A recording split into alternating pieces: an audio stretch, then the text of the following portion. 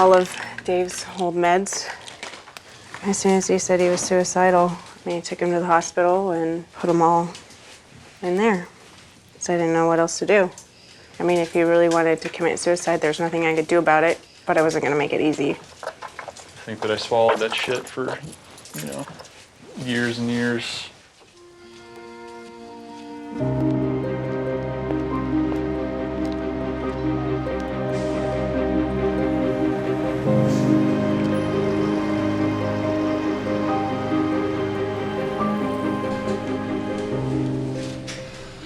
Any questions or comments from the committee? This time we'd like to call David Cope. My name is Lieutenant Commander David Cope of the United States Navy. I'm a 2007 graduate of the Naval Academy at Annapolis and a 2012 graduate of MIT with dual master's degrees in mechanical engineering and naval architecture. At 32, I'm a disabled veteran, soon to be medically retired from the Navy due to chronic health conditions resulting from the use of the benzodiazepine Ativan as prescribed over several years. The indisputable reality of short-term usefulness and long-term risk demands patients receive explicit, informed consent prior to benzodiazepine prescription. I cannot roll back the clock. I will not regain my career as a naval officer. I'm not affiliated with any organization. The Dave that I fell in love with was, he had so much energy. He was the happiest person I'd ever met. He would go sailing, biking, or hiking, and he was kind and he was patient. I mean, we talked for hours on end about all kinds of things. And I miss that a lot.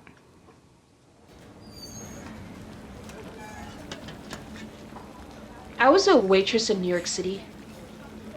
Pretty normal girl doing normal things, nothing exceptional, nothing not exceptional, just normal. My mind was clear, I was happy. The only little issue I had was I couldn't sleep. I'd get out at 2, 3 in the morning, so I knew that my sleep issues were related to working nighttime. So I went to my doctor, just my regular doctor. I would see him maybe twice a year. And I asked him for something for sleep. And he would always say to me, I'll never forget, he always hit me on my knee. Just go to sleep. You're too young to not be able to sleep. Just go to sleep. I don't write prescriptions for sleeping pills. If you want that, you have to get it from a psychiatrist. I then said, yeah, sure, why not? He gave me a referral. And I took the referral and I called a bunch of psychiatrists, and this one doctor in Brooklyn said, yeah, we're seeing patients, come on in. He gave me a prescription for lorazepam. He told me to take 2 in the day and 2 at night.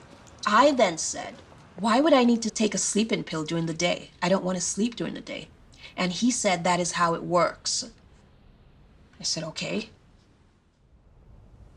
That's me. Right before I was putting on Klonopin the first time. I just got back from Iraq. That's all my brothers and sisters. And this sister is a waitress now. I used to drive her daughter to school, and I just had like the worst thoughts. Like the school's gonna blow up, all the kids would be dead. And then like that thought created adrenaline. So then when the adrenaline kicked, I was like, oh my God, am I gonna be the one that does it? And then it's like, yeah, Angie, you're gonna kill these kids. And then I'm like sitting here looking at my niece, like I can't, and the thoughts are so bad that like your like teeth chatter. Like, oh my God, I'm capable of that? Are you kidding me? And then you get horrified because like, you're like, why am I thinking this stuff? This is not like me. I don't want to do anything to anybody's kids. I love my niece. This doesn't make sense. Why am I thinking this? I don't know. It's like chemical mental torture. I was never like this. That's the scariest part because I don't know, is this my normal? Like, did Effexor do this to me? Did Cymbalta do this to me? Did Geodon, Abilify? Which one? Which one did it?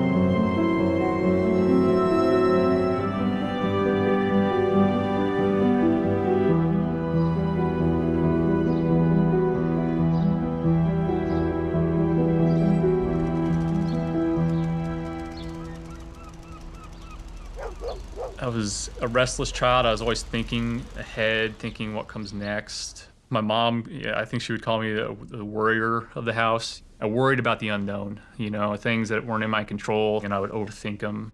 My anxiety led me to be very successful academically. I got accepted into the Naval Academy in Annapolis, Maryland. After Annapolis, I did a few years on a destroyer based out of Mayport, Florida. And then when you're at sea, you're training to be the guy directing the ship where to navigate, where to go. It's great fun, but it's also extremely high stress. But I loved it.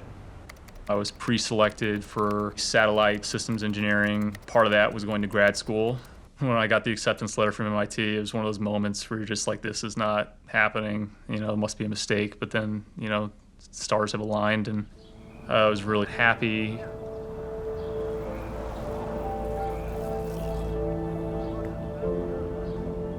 Fall semester went off, without a hitch. I had started a romantic relationship earlier that summer. The early spring is when things started to fall apart. My romantic relationship kind of took a turn, became toxic. I was in distress. I was overwhelmed. We were taking upwards of 4 to 5 graduate level courses a semester. And so I sought out care from the mental health clinic at MIT, the campus clinic.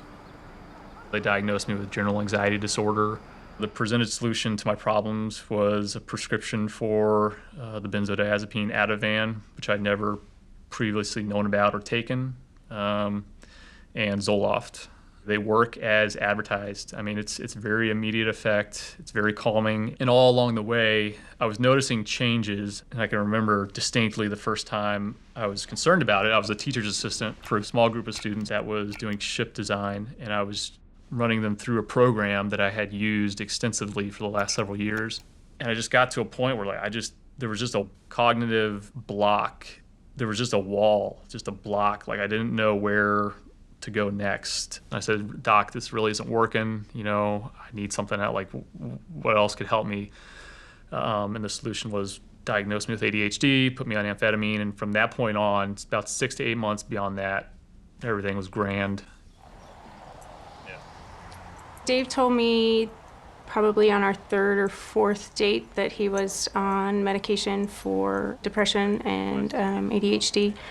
I have ADHD myself and take medication for that. I had issues with depression and sought out help and medication and counseling, and it's kind of fairly normal now. I met the girl of my dreams. I got engaged during that period. Work was great, loved it, back to my normal, what I thought was my normal self. Somewhere in the 8-month time range, I started noticing emotional flatness, some sexual dysfunction, difficulty remembering what street we lived on. That whole period is just a blur. I was a zombie. I had this big wedding planned. I can remember talking to my mom prior to it. I was, Mom, I feel nothing. I feel emotionally void of anything. And that's when I went to the psychiatrist and said, this stuff isn't for me. I need to get off it. I think the drugs are my problem. That's really when shit hit the fan.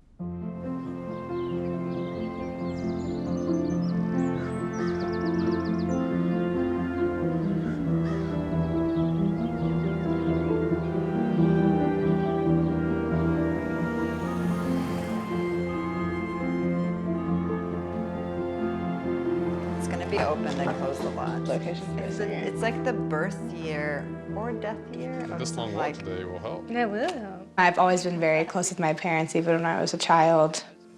I love school. I like to be with my friends a lot. I feel very comforted just being around other people.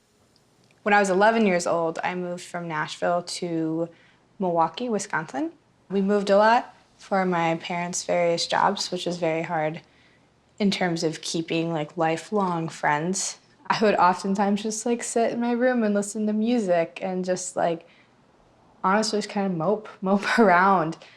I started having a lot of anxiety about school, and I was so anxious I got these stomach aches where I didn't want to eat. I wouldn't eat breakfast because I had a stomach ache. I wouldn't eat much lunch because I had a stomach ache. I noticed that she'd gotten kind of thin. I just kind of blurted out, do you think you might be anorexic? She went and got on the scale and she said, I think I've lost 20 pounds.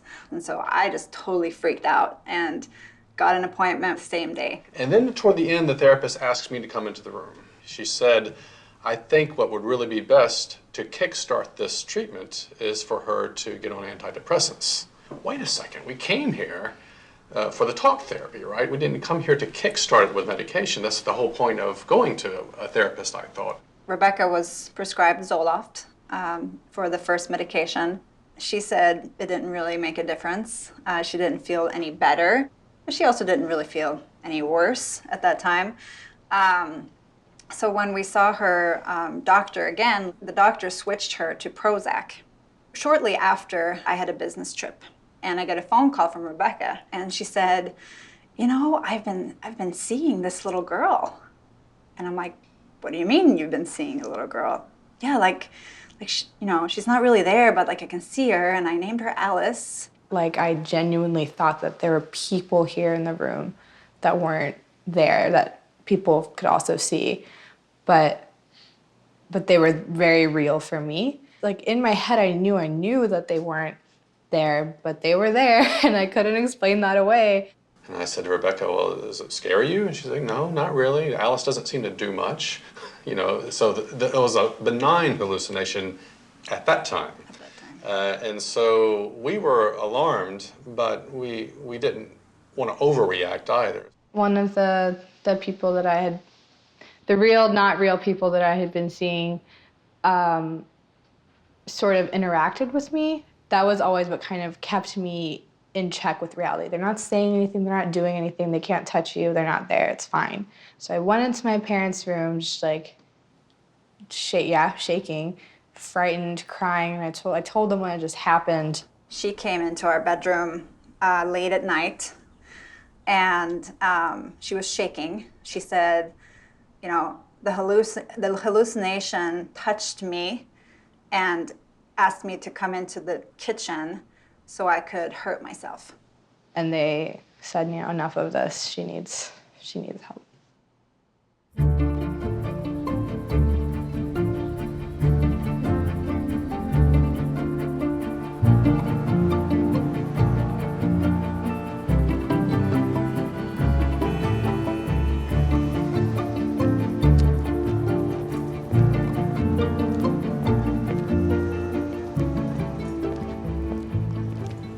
I didn't even know people could have sleep issues because I was sleeping normal all my life, so it's not something I thought about.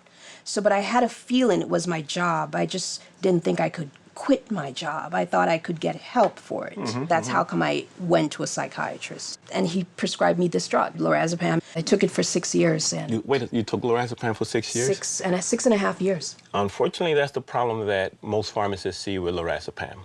Lorazepam, again, if the doctor takes a time out to read the package insert, it clearly states... Are they not reading? That I don't know. I can only tell you what I read.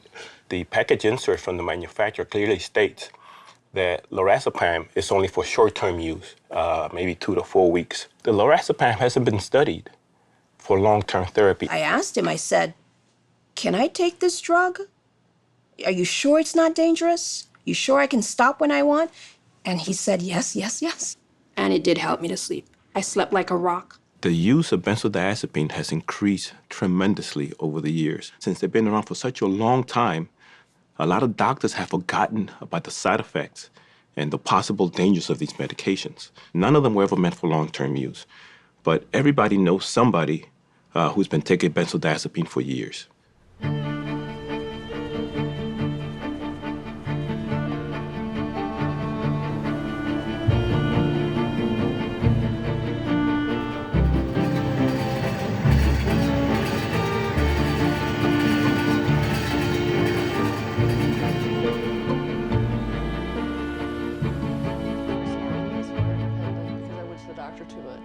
I started thinking like, okay, when did this start? How did this start? What led up to like me falling apart? Like I was the go-to person in my unit always. If they needed a job done and they needed it done right, they would ask me. I was physically fit, knew my job. I got promoted to sergeant. After work, I was like a lot of fun. I liked to travel, go to the beach, spontaneous. I was just like the happy person, like the happy-go-lucky friend. Like, hey, let's go shopping, let's go to a bakery, let's, you know, never had a second thought about anything crazy. That's who I was before this. So when the war started, I think most of it was stressful situations every day, like being shot at on convoys, just driving around in dangerous areas of Baghdad. Your head was like constantly like scanning for something dangerous. All the soldiers in my unit would say, I have a letter from my mom, it's in my pocket of my flak jacket. Or I have a letter to my dad, it's in my helmet. So if I die, please give it to my parents. And then I said, I'm not writing a fucking letter, because I'm not gonna die in this, sorry. Like, I'm gonna be a strong sergeant. I don't take no shit. That's just the way I was. But like the first 2 months I was in Baghdad, like I'm really, really sick. I had nosebleeds, fainting, dizziness. I lost like 40 pounds. So they medevaced me out of Iraq. Then my convoy got hit the day after I got medevaced. And so I saw the kid come back in and he was one of my soldiers and I felt horrible. And like that was the day that I saw psychiatry with the arrow and I walked straight there. Because that's what you do. I don't know. And they put me on Klonopin. Right. That's how this all started. They're trained while they're on active duty very, very systematically that if you come back and you have problems, you need to go to the doctor. 100 years ago, if they had this kind of a trauma, would talk to their fellow soldiers, talk to their parents, talk to their friends, talk to their pastor, and instead they're going to their doctor and getting medicated. I saw the sign for psychiatry. I walked down the hall. I remember it was just like a really small office and I was sitting in a chair and I told, it was a major, I remember that. And I said, sir, every time I hear a door slam, it sounds like a gunshot. My mind is racing, like I need help. And then he said, oh, just take this medicine, it'll make you feel better. And I just picked up the prescription and started taking it. And I think the Klonopin was starting to make me worse, but they just kept telling me that's what PTSD is. You have PTSD now. And then I remember he looked at me and he said, we're gonna start the proceedings for medical retirement. You are not able to be around soldiers and no weapons. And I remember feeling like, how was I like super soldier and now I'm disabled at 25? Are you kidding? There is a post-traumatic stress, and it's a problem. So we would never argue with you that it's not a problem. It is a problem. It's a big problem. But for you, it's not a mental illness. Like, I feel like I'm waking up from a nightmare. Like, what the fuck just happened to my life? You lost years of your life. You lost your career. There's just so many things that are losses in here. That's part of the situation that we're in right now as a culture, is that if you run to the doctor and cry about this, they're going to say, oh, you have major depression, and you're going to stick you on the next pill, instead of saying, hey, you know what? Suffering is the only normal response. There's a grief process I'm that you have to go through. Yes. Wow. Let me tell you a little bit about myself. Actually, what I'll do is, for the military in here, there's my resume. This is what my children love to point out to, I have daughters and they love to point out to their boyfriends, like, don't mess with me because my mother's not gonna miss. I'm a board certified clinical psychologist. So I'm gonna talk to you about science, I'm gonna talk to you about reality, I'm gonna talk to you about the research. People come home from war and they're frequently grieving and suffering tremendously, but none of that's pathology, it's grief. One of the things that's happened in our culture is that normal has been confused by marketers of all kinds with comfortable. Okay, so if you're in a normal state, you must also be in a comfortable state. And if you're uncomfortable in any way, there's something wrong. You're abnormal. Not one thing in the DSM-5, this book, the Diagnostic and Statistics Manual, the 5th edition, the Bible of Psychiatry, not one thing in there is isolated by science. There's no physical findings. There's no PET scan, there's no MRI, there's no blood test. There's just behavior that has been described by psychiatry and labeled aberrant. It's outside of the normal, what we consider normal, and they set a cutoff, and then they voted into this book. Okay, how did we decide that how long you could have acute stress disorder was 3 to 28 days? A committee sat around and said, what do you think? How many days should people be in acute stress? And they said, I don't know. How about let's go with 28 days? Why 28 days? It's 4 weeks. It's 4 outpatient visits. It's a beautiful billing cutoff. It seemed right. All in favor? Bam. Those are the clinical criteria. The power that I had as a military psychologist to say, you are not normal. I could destroy your career. I can send you home. I can label you with something that you can never overcome. My name's Alan Francis. I'm a psychiatrist, former chair of psychiatry at Duke University, and was the chair of the DSM-4 Task Force, which established the definitions for the diagnoses of the various mental disorders. Normal's in danger. The definitions used in psychiatry, and even more the way they're applied, have become so wide that a far too large percentage of the population would be defined as having a mental disorder. Now we have patients come in, and if there's, they're anxious or they can't sleep or they have some kind of physical pain, it's like, oh my gosh, let's get rid of that. We have really vilified pain. I'm talking emotional pain, physical pain. Like, it has now become the responsibility of the doctor to eliminate all suffering at all costs. Some patients require the very closest in psychiatric and medical supervision. Very, very tough problems. But most people presenting to a GP for anxiety have a short-term stressor that's making them feel terrible. Most of the symptoms will go away in most people within a few weeks or a month. We shouldn't confuse normal sadness and normal anxiety with mental disorder, and that line has been terribly blurred.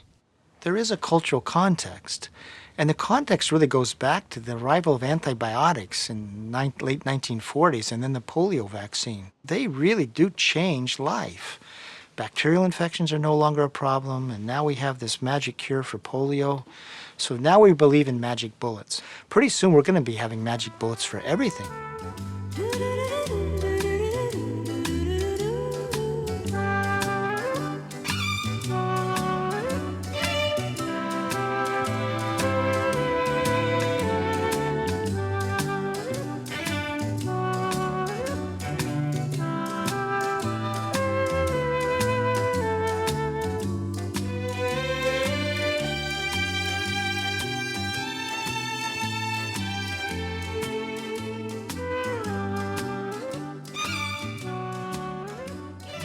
What you find in psychiatry, if you trace its history, that is, in the 1970s, American psychiatry was in competition with other therapists for talk therapy, counselors, social workers. What do they say to themselves?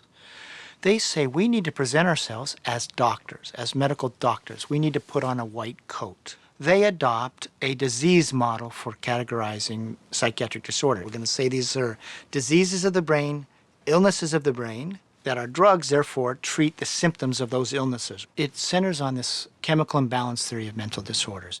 What I was taught in med school was that depression, for example, is a genetic chemical imbalance in the brain affecting serotonin, and that it's corrected with a pill. And there is this understanding that if you're manifesting with depression, that this is you. It's who you're going to be. It's like a destiny. And that implies taking medication, often for life. It hasn't been possible to demonstrate that first you have a chemical imbalance and then, because of that, you become depressed or psychotic. But what we have shown is that the drugs create a chemical imbalance. Nobody has a clue what happens when you push this system somewhere. You have all sorts of reactions elsewhere. It's a very naive thought that a psychiatric disorder is based on one single thing chemically that went wrong, and then we have a quick fix for that. It's totally naive. While the cause is unknown, depression may be related to an imbalance of natural chemicals between nerve cells in the brain. Prescription Zoloft works to correct this imbalance. When you know more about what's wrong, you can help make it right. In 1980, American Psychiatric Association adopted a disease model and began to tell that story to the American public. You know who was so happy with that story? The pharmaceutical industry. They were thrilled with this story because now they could see markets expanding, depression, anxiety, all these things that we used to think of as sort of normal fluctuations in human experience could now be seen as illnesses. Therefore, you could treat with drugs, and they said, wow. Is depression more than sadness? It's a tangle of multiple symptoms. It's basically reduced down to must be a chemical problem. And since it's a chemical problem, there's a pill to fix it. That has, of course, been a boon for the pharmaceutical industry, which now wants to diseasify every single experience because they want to sell their pills to treat it. Binge eating disorder, or BED, isn't just overeating. It's a real medical condition. Certain chemicals in the brain may play a role. BED is also the most common eating disorder in U.S. adults.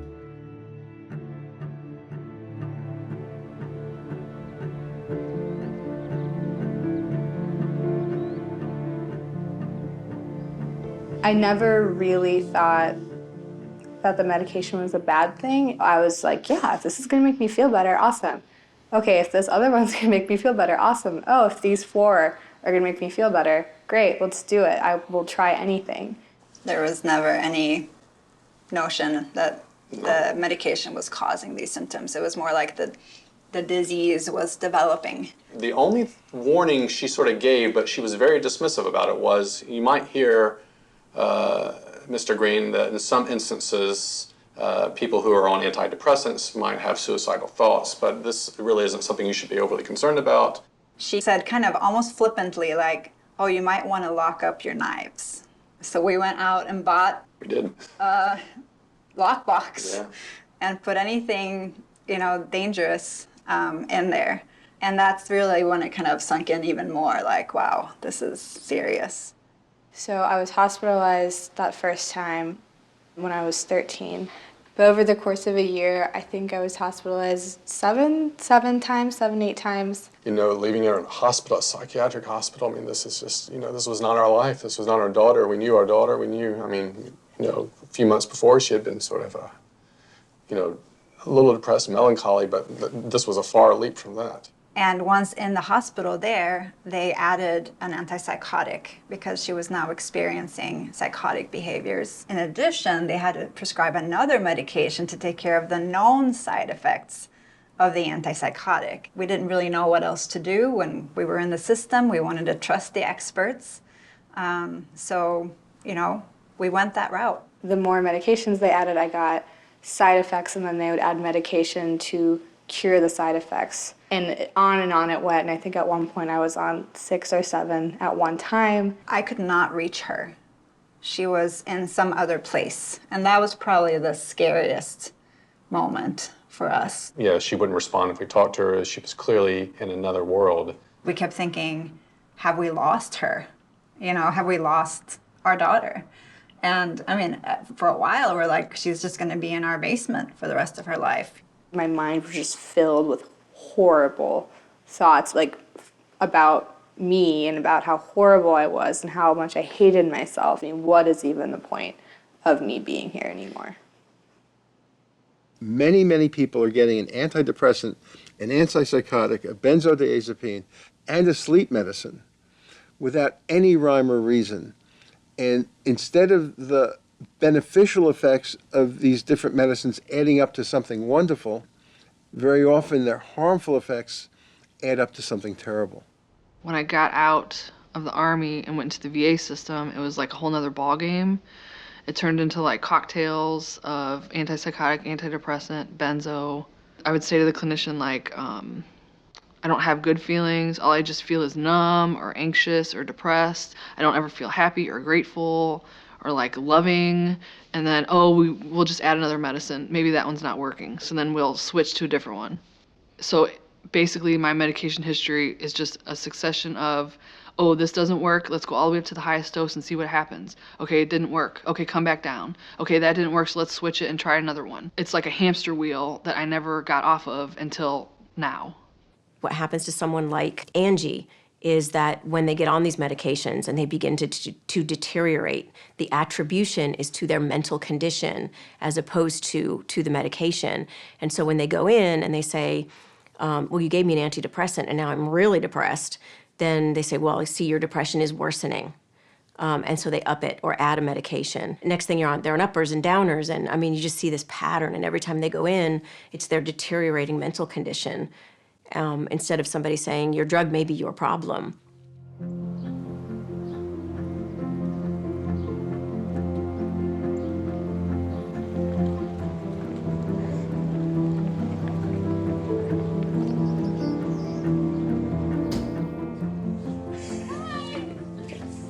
Nice to see you. Nice to meet you. You too.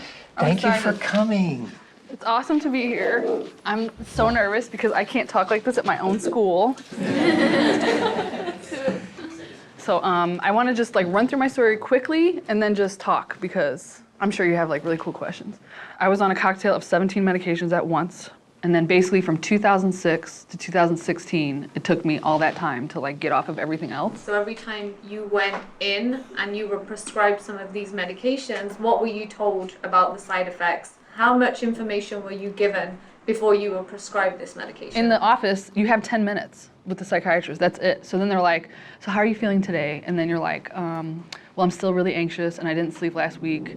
And then they're like, well, I want you to take this little quiz. You know, do you feel jumpy in public? You know, do you spend time with friends? Like, it was just one of those psychological assessments, right? So I'm just filling out the little test, and then he takes the test, and then I see him pull out the DSM, and then he's like, oh, yep, you have generalized anxiety disorder.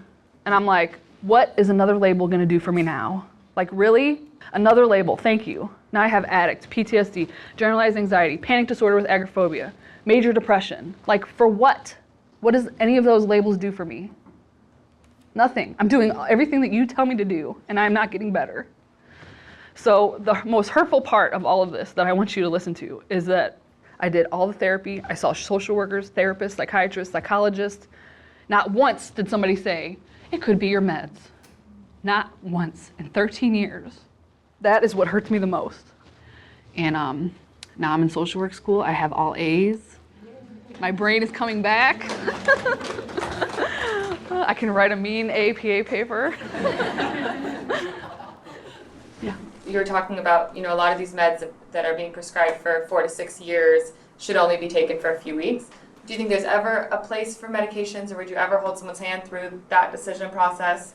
At the beginning, I was like anti-med, like no way, hell no. Because I'm lucky that I didn't kill myself or someone else. So like, how can I like say, oh, go ahead, take those meds, you know? And like, there is times when some people, and when I say some, I mean like very few. So I'm not anti-med, I'm pro-informed consent. So if you as a social worker want to talk to them about informed consent, that is like well within our boundaries. We get it for surgery, why aren't we getting it for meds? You shared that you're very uncomfortable with all the labels you've been given. If you could change that label to something, what would you? I just think I was just scared. Like I was just a scared little girl that was 24, and like, it didn't have to be so complicated, you know?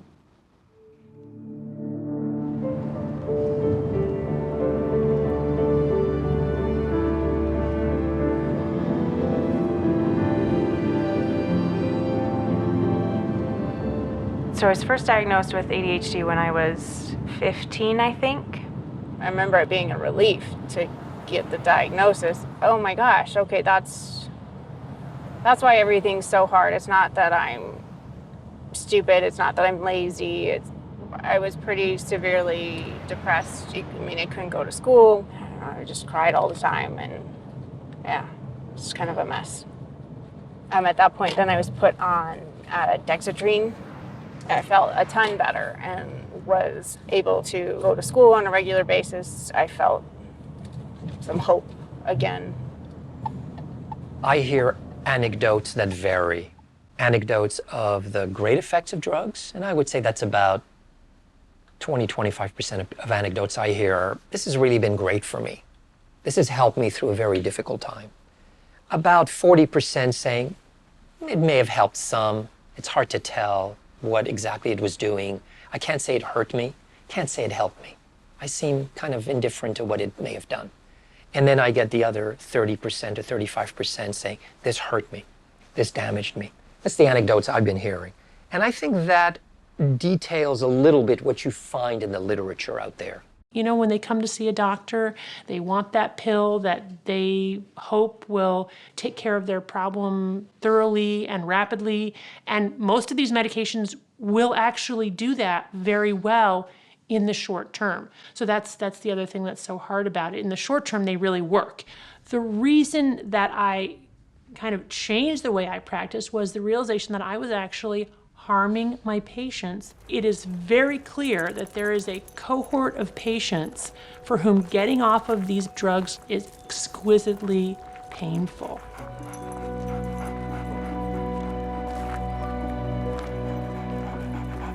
When Dave decided to go off the meds, I think he probably didn't share it with me because he knew that they worked for me and they were successful for me, but that wasn't the case for him.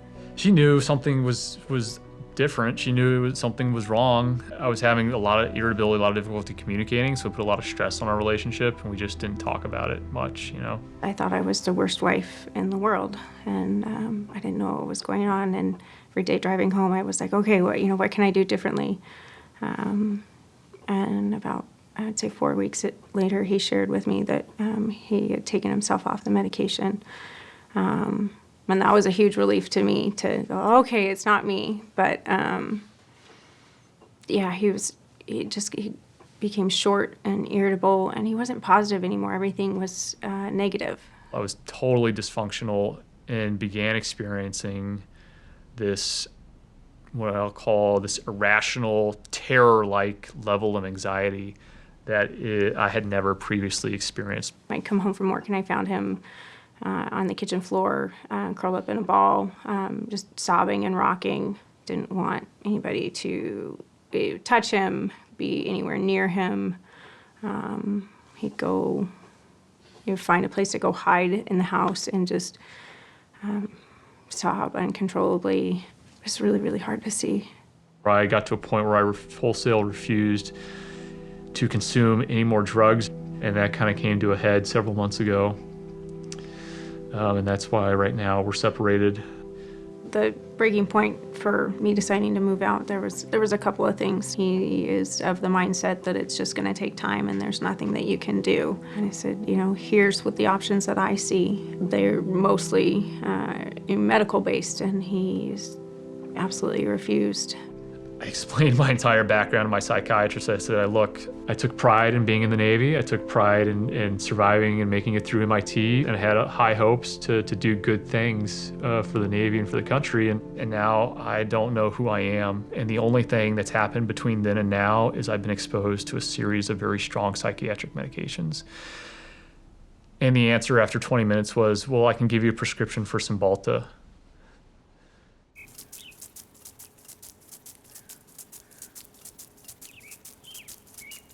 When I did move out, he called me and said that he was standing in the basement next to a noose, and I said, and what's your safety plan? And he said to call you, and I said, that's not a safety plan. You need to hang up and call 911.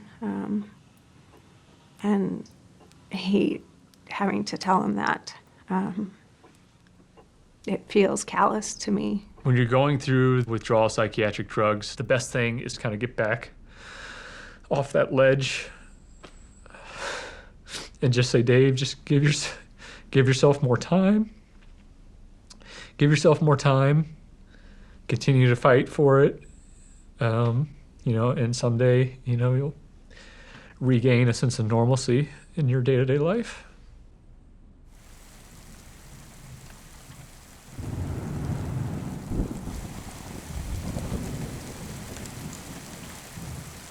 When it comes to medication discontinuation, there's a silent epidemic of people struggling with this. We have a cultural understanding that illicit substances can be addictive. We understand this with nicotine and with alcohol, with heroin, cocaine.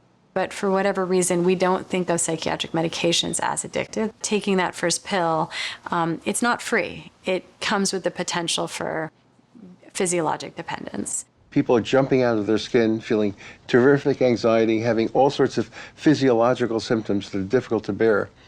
People cannot stop this medicine except in the slowest possible way with very gradual reductions in dose.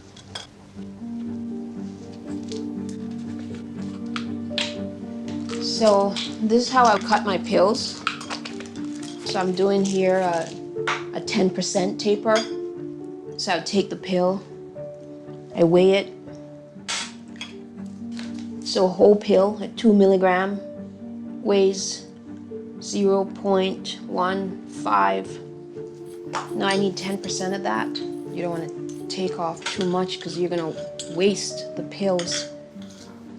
So it's almost there, actually. That's 10%, yeah. The first time I tapered, I didn't have my scale as yet. So I was just eyeballing because I was determined to get off. Well, your body will tell you if you're handling the cuts based on symptoms. So it took me a while to get from 2 to 1.6. It was 1.64. That's all I could go. So this group has almost 2,300 members. And people just post stuff. How's everyone doing today? Let's see. I'm in a strange window today. Up dose for almost 2 days. Up dose is when you're at a certain dose and the symptoms get really bad, so you go back to the original dose where you weren't feeling so bad. Everyone has a unique stuff running through you. No two persons are alike. I had brain zap, I had tremors, I had severe night sweats. I have a symptom where it feels like things are crawling inside my body, just moving. And I came across this image and I was like, wow, that's exactly how it is. I found this image also. This picture says exactly how it feels inside my head when I say I have these burning sensations that are just all over my spine and my body. The image is so truthful because I don't feel anything here. Right here is very normal. It's just here, just everything here. That's exactly how it is. I found that support group just by chance. I typed in lorazepam and lorazepam withdrawal, lorazepam dangers, all these. I'm like, what? And that's when I started reading. I said, I have to join a support group. Nobody understands this. And if you don't have support, you will lose yourself. I've been a part of these groups since August of last year. And since August of last year, we lost 3 people to suicide in my support groups. 3. We lost a 50-something-year-old woman whose doctor cold-turkeyed her off of Klonopin. And she suffered. And she has 2 little boys. And she walked in front of a train because she couldn't deal with it anymore. About a month ago, we lost a 40-something-year-old guy. He shot himself in the head. Blew his head off. So we're losing people in this fight. I think about it all the time. What if my symptoms get to the point where I can't make it? What am I going to do?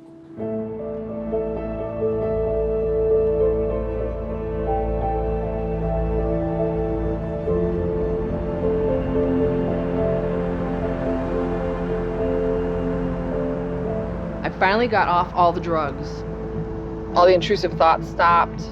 The suicidal thoughts stopped. I had to see my psychiatrist for the last time on Friday, and there was like a sense of closure for me. Probably 2 months left, and then I graduate with my bachelor's, and then the grad program starts in the fall, and I'll be on my way. We're pretty close to the entrance.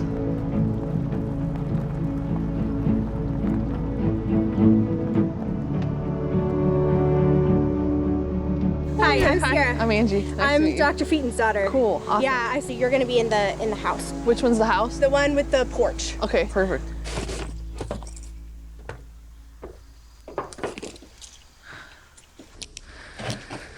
Cool. That's pretty cool. I haven't seen that name in a long time. Huh. Welcome, welcome. How are you? Good. Hungry? All right, we got some. It's good to see you. Hello.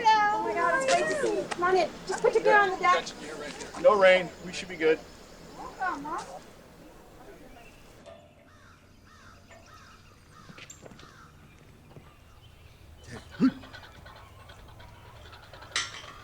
Inevitably, the warfighters that I work with are drugged, and they all come back impacted. The trauma is pretty much across the board.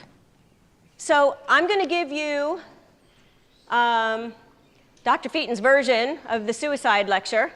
That black box warning that is on your psychiatric medications, the Prozac, the Zoloft, the Abilify, that's not on there to lower the drug company's liability. It's on there because the overwhelming scientific evidence indicates that they are a danger and that they cause people to commit suicide. They cause people to do things that are disinhibited, engage in behaviors that they would never engage in at other times. Can I say something about suicide? Yes. I've never been suicidal in my entire life, except for medications. The first time was Klonopin, the second time was Lyrica, and this time was Ativan. There's like a space in there. Okay, I'm having suicidal thoughts. Okay, that's all right, but I'm not gonna do it. But then that space disappears. It's like something else takes over your body because of those drugs, and like you just do it. So if you struggle with those thoughts, like you have to talk to somebody about them. You can't just like, oh, I'm better than this, I'm strong. You have no idea how those drugs can like turn on you in a second and you will die from it. I don't know if you guys got the same briefs I did, but when we went overseas, you get the brief of don't get captured. If you get captured, they're gonna cut your head off on national television and show your parents and all this and that. So they, without saying it, they tell you, save a bullet for yourself. When you cross that line and actually believe that, I think it's really hard to come back over because it's been hard for me. So it's trazodone for sleep, lamotrigine for a mood stabilizer, risperidone is antipsychotic, Buspar is an anti-anxiety, Haldol is an antipsychotic, and I'm taking a benzo with it to keep from getting tics. Valium, the Invega injection that I get once a month, and then clonazepam 3 times a day, and then as needed. Is that 2 milligrams 3 times a day? Yeah. That is an extremely high dose. This is all from the same doctor? Yes.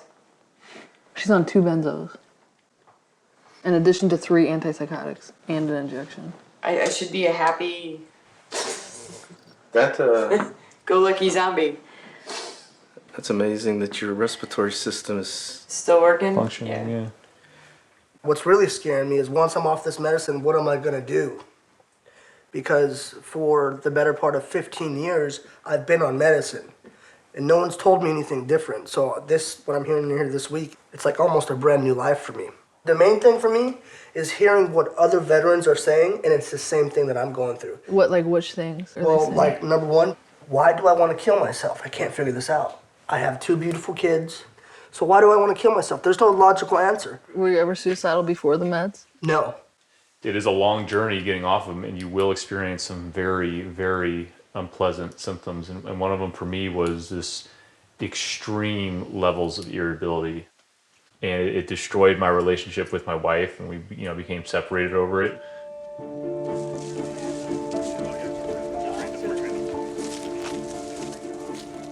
How did I get from I was up on this mountain, climbing my way up, to locked in a psych ward, banging my head against the wall, right? How did I get to this point? I feel like I was asking for help. Like, Yeah. hi, my soldier just got hit. Exactly. I don't know how to handle that. Yeah. And their answer was, here's some drugs. Yeah. But it's like, I just needed you to tell me, thank God he's alive. Or this is gonna take some time to grieve this. Yeah. Or you're gonna feel guilty for a little while because you weren't there. Or something like that. Exactly. But no, it was like, don't worry about your feelings, here's pills. If I had just taken a couple weeks off of school and Life would have been recalibrated, totally different. I would have been totally fine. My whole life would have continued on. Yeah, I look back, I've tried every Effexor, Cymbalta, I've been through all of them, list, right? yes. The list of them. And it's just this kind of like archaic trial and error that only an alchemist, right? Someone who thinks they can make gold out of nothing would attempt. Like all those years, I would say like, I don't have relationships, I don't have friends, I don't go out, I don't care about anything. And they would say it was me. And so now I'm like, it was not me. It was their fucking drugs. The F-bomb aficionado is presented to Sergeant Angie Peacock for repetitive use of the F-bomb in keeping with the highest traditions of the Marine Corps in the United States Naval Service. Oh, shit. Can you give us any words of wisdom? Fuck yeah. The gorilla in the room is the pharmaceutical industry. The drug companies spend something like $80 billion a year on marketing and lobbying. They spend much, much less on research, and most of the research they do is really a tool of marketing, not developing new products. Let's go back to the start of this disease model in the 1980s, okay? Now, the first drug that was tested in this new era was Xanax, alprazolam, for panic disorder.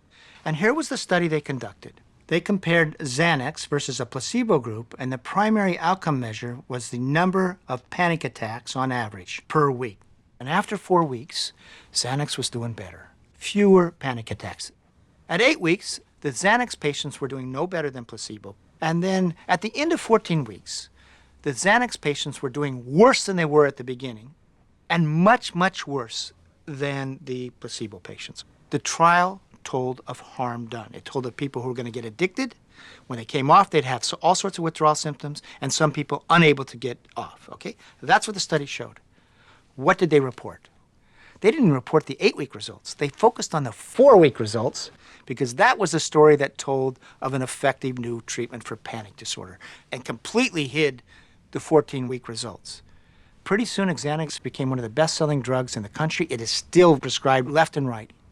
And what did we have in the early 80s? A story of science that told of harm done. The longer you take a study out, the more likely you are to see people not doing well on that drug, right? Or developing side effects from that drug. So the pharmaceutical industry doesn't favor long-term studies for monetary reasons and for outcome reasons. They don't want to show that their drug actually doesn't do well. There's as much marketing in the tests that are devised to measure the outcomes, in the investigators that are hired to conduct the study. All of that stuff is marketing, but it's presented and manufactured and published as science. So here's how it's done and how it was done. They funneled all sorts of money to what are called thought leaders, academic psychiatrists at prestigious American universities, Harvard, Stanford, Johns Hopkins. And those academic psychiatrists began working for the drug companies as consultants, serving as their speakers, advisors, etc. You would start with a clinical study of the drug. But who's designing the study? The pharmaceutical companies. They know how to design it to make their drug look good. That's step one. Who then analyzes the data? Well, their own people do it. It's done by the drug companies themselves. Third, then, who writes the papers? It's actually ghostwriters hired by the drug companies to write up the study. They now present this study to the people that they want to be the big names of the study. And then those thought leaders basically sign off on the ghostwritten papers, and they become, quote, the authors of the published paper. The former editors of the medical journals like JAMA and New England Journal of Medicine and BMJ, British Medical Journal, they've all said that, like, basically we became vehicles for story laundering. It was a corrupted creation of an evidence base. Now, I'm a practicing doctor in some town. What am I going to believe? Well, I'm going to believe, Mr. Dr. Bigwig at Harvard University, that this is the best science. So my obligation is to use the very drug they say is so great. So, for example, Prozac. Prozac didn't really work in the trials. Prozac had all sorts of adverse effects. And those of us who are old enough to remember when Prozac came to market, the drug itself was on the cover of magazines. Our powers are such now that we can give you whatever personality you want. That's how great our knowledge is advancing. That was the story told. What did science tell us? Did you know what they found? In the 1970s. Very first studies done in Germany. What do they see? All sorts of psychotic events, worsening of depression, homicidal, suicidal impulses, so much that the German authorities said, this is a dangerous drug. We're not going to approve it. And now go read the studies that were reported by the Americans. The psychosis is gone. The homicidal problems are gone. Imagine you're a mother, and I know mothers, who said to their kid who got depressed over breaking up with a girl or something like that. The doctor says, oh, Prozac doesn't increase suicide risk. And then a week later, that kid hangs himself. That's in a real case. Can you think of any worse corruption of that? It has been shown that half of the deaths that occur in psychiatric drug trials, they're never published. They disappear. You have an expression in America, torture your data until they confess. And this happens all the time. The difference between an honest data analysis and one you have manipulated can be worth billions on the world market. So what do you think they'll do?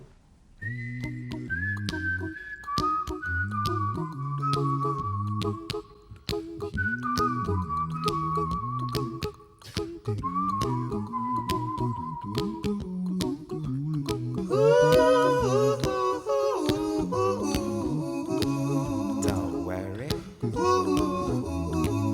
Be happy. Don't worry, be happy.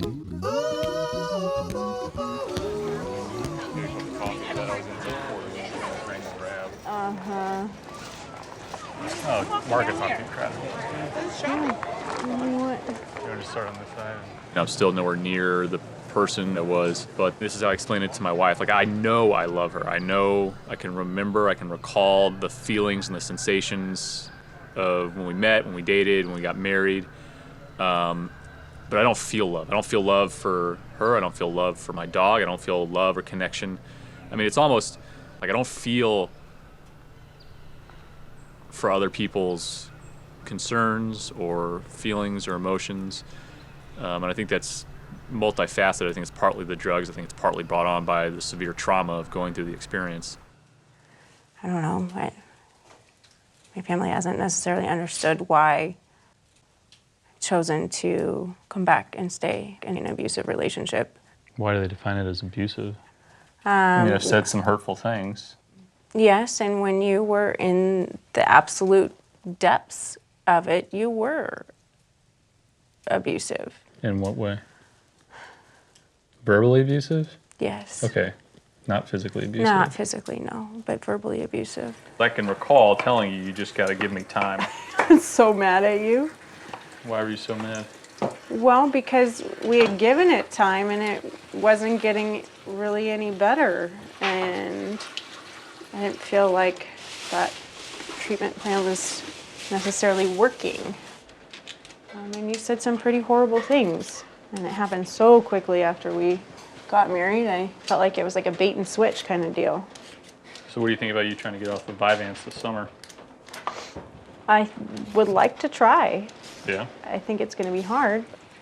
Honestly, what I'm most scared about, honey, is that I haven't heard, I'm here to support you through this, regardless of what happens. And that's... Are you listening? I am. Okay. It doesn't feel like it. Mm-hmm. Thank I'm you. listening. I have been through hell with you and have held you while you've banged your head against the wall. And this is my fear coming from the things that were said when you were in your depths, and that's that you're going to say, well, maybe this isn't the right relationship for us. Yeah, I hear you. And I've put so much into it. Yeah.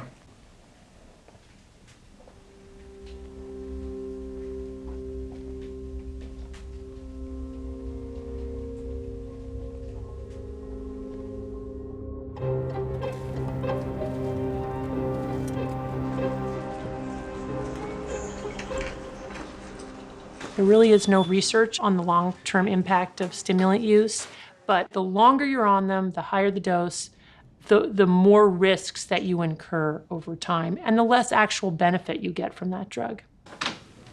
Hello. Hi, how are you? Good. Good. So, how's your focus been doing? Not as hot as I would like it. I kind of feel like I've reached the tolerance. How long overall has it been that you've been on stimulants in total? 15 years at Okay. least. Your dosage is as high as I've ever seen for myself, but if it's just not great, then normally we would try Adderall. Okay. And I'm actually interested in decreasing and getting off. Right, yeah. Because Well, I mean, you always can.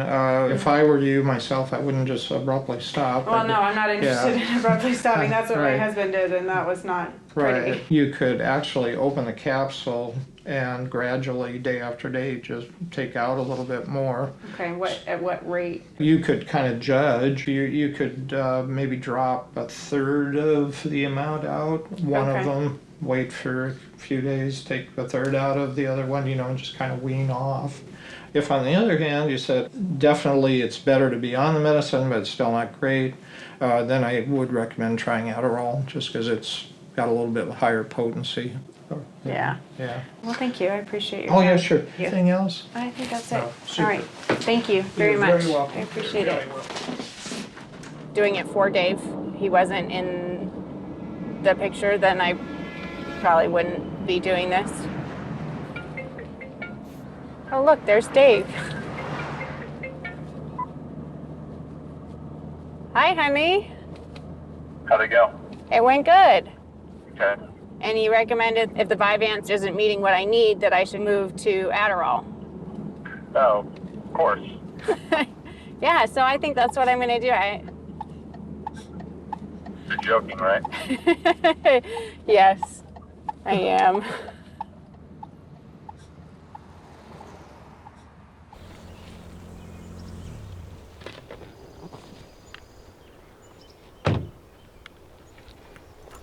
Hi. Hi. So I'm gonna take the medicine out of the capsule. 60 milligram capsule, put 6 ounces of water in and dissolve it in that, and then drink, I guess, 5 ounces.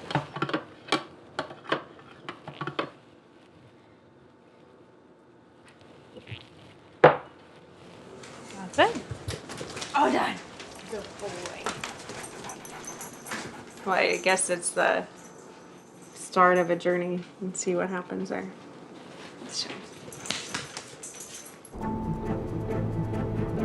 Brooklyn. Well, we're gonna see the doctor. We're gonna see that doctor that put me on these drugs. There's a hidden camera right here, and I got some wires underneath all this. Well, this is it. There's the office right there. What do you know about benzo? Listen, unfortunately, a lot of people take benzo these days as they don't want to come off, but They can't come off. no, they can. It's just a lot of people cannot work up that determination. It's not about benzo, it's about your determination. That's how people stop smoking. That's how people stop heroin, coke, whatever. I've seen this all the time. It's never chemical. It's never chemical that controls you. Why do you think it's so hard to get people off benzos? Because it's their fault. They don't want to go through any little pain, discomfort, and suffering. Yeah, but do you know the kind of pain and discomfort? When you hear that crap that you cannot get off benzos, total crap. They paying lip service. I don't think most people mean, when they say, I can't get off benzos, I think most people mean, I didn't know it was going to be this difficult. They thought it was probably being easier to stop. I always tell people, it's never a free ride. It's not a... You didn't tell me that. You said, you can stop anytime you want, there'll be no problem to stop. Can stop. Yes, but that's not the impression that you gave. I didn't know I was going to have withdrawal symptoms. If you had told me, by the way, this drug can give you withdrawal symptoms, so do you still want this drug? Then I would have made my own decision. I based my decision in taking this drug because of you, because of the trust that I had in you.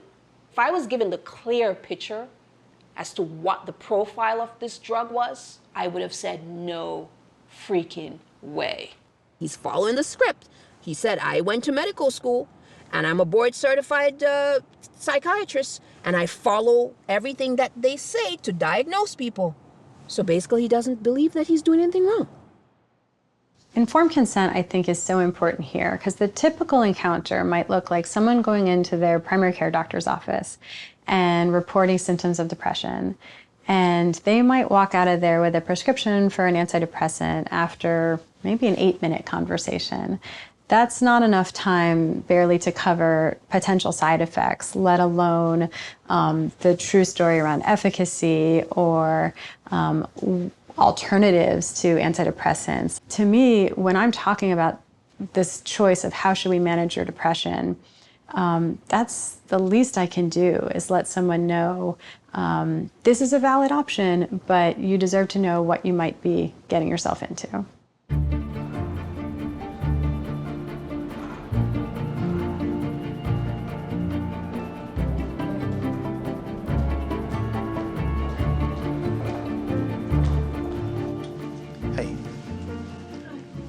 Rasmussen. That's just concerning to me. That It's seems like a lot of drugs. medication Yeah. if your only question was, do you have something that can help me sleep? Yeah. Ultimately, you did stop taking these medications, Yeah. right? Did you have any of these withdrawal symptoms? Did you I experience had anything about like that? 10,000 withdrawal symptoms. Okay, so 10,000. So 10,000 is a lot. I had a lot of That seems like a withdrawal lot to me. But, right. I had a But let's talk myriad about of that. withdrawal All symptoms. right, let's talk about those. So no one said, hey, these are the risks associated with stopping this medication. No, I thought it was a safe drug. When I found out that it wasn't a safe drug, I almost blew a lid. Right. You know, There have been thousands, if not tens of thousands of lawsuits against various manufacturers. And these drug companies, despite the lawsuits, they've been investigated by various attorneys general. They've paid fines to various regulatory bodies. They continued to promote their drugs and sell as much of the drug as they possibly could before the patent expired. And then it goes generic. That's a problem. We cannot sue any manufacturer of a generic drug, regardless of the risks. And even worse than that, let's say there's a responsible CEO of a generic manufacturer, and he said, I'd really like to put a warning on this medication, whatever, medication X, because I really believe, based on the information I've seen, that it's associated with the risk of, let's call it suicide in your case. He's not even allowed to change the drug label for the drug that he manufactures. Really? And that's what Congress says. And that's a big problem. So unfortunately what we see is this. I'm not sure that we're going to be able to make a recovery for you. In fact, my suspicion is no. If it's generic now, I think it is generic now. Right. What I'm telling you is, unfortunately, you can't hold them accountable. So who then Nobody do we is. hold accountable? We can't hold anyone accountable right now. So everyone just, yes, people that's die unfortunate. and your lives are damaged Yes. and that's it. Mhm. That's just awful. It is awful.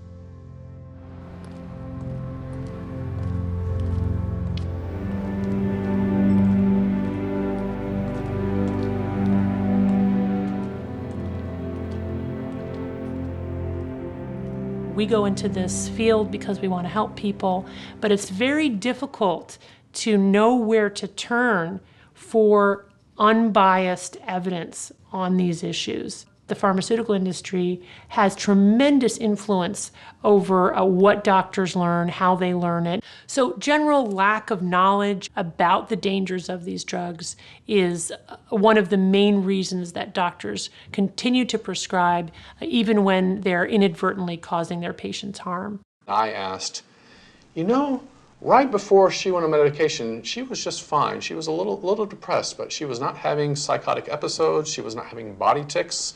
She was not hallucinating. Do you think that the medication is actually the cause of this?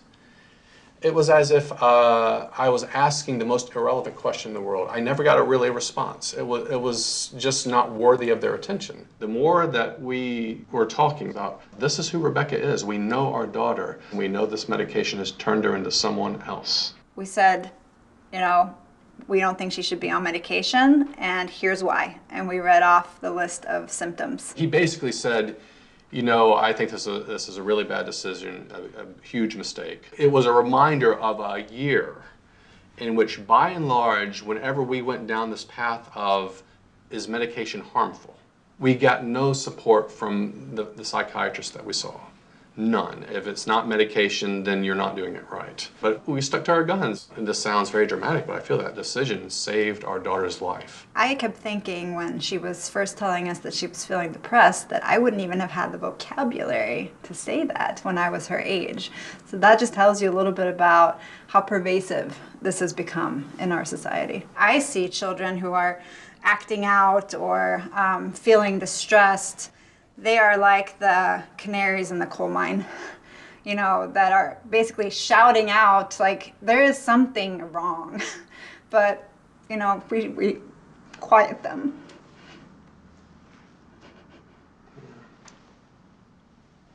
I got out of the hospital, they took me off medication. Within a few months, I was back to normal. Not normal, but my hallucinations were completely gone, and what was left was the issues to begin with, the anxiety and the eating disorder. And then we could move to focus on those, because those were the problems. College was something that I never thought that I would do during that year, and even afterwards I was like, there's no way I can go to college, I can't handle that. But here I am, handling it. And it's paradise for someone who loves school as much as I do, so I'm just kind of being a normal college student and having fun because that's what I can actually do now.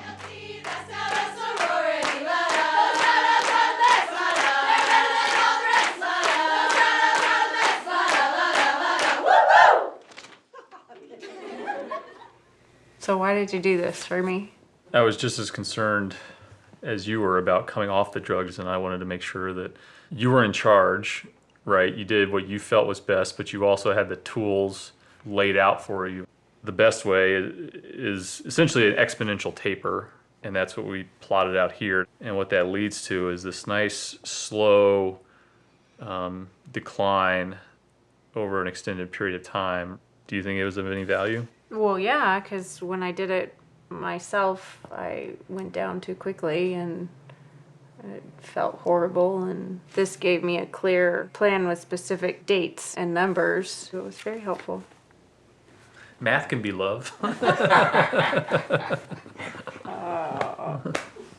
I see glimmers of the old Dave much more often than I have in several years. He's not there all the time, but I want to come home now, whereas before it was okay, take a couple deep breaths and come home. But now I want to come home, it's a good feeling. It's nice to feel that again.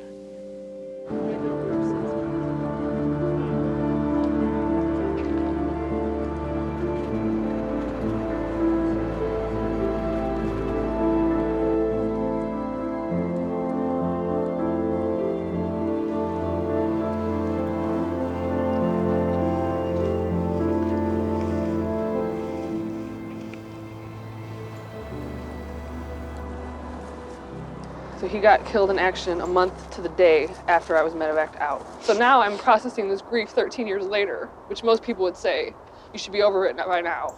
But I just had to call one of my soldiers and be like, can you tell me the story again? Because the last time I heard it, I was on drugs and I didn't feel it. So now I need to sit by him and think like, look what this war did to us, and feel it.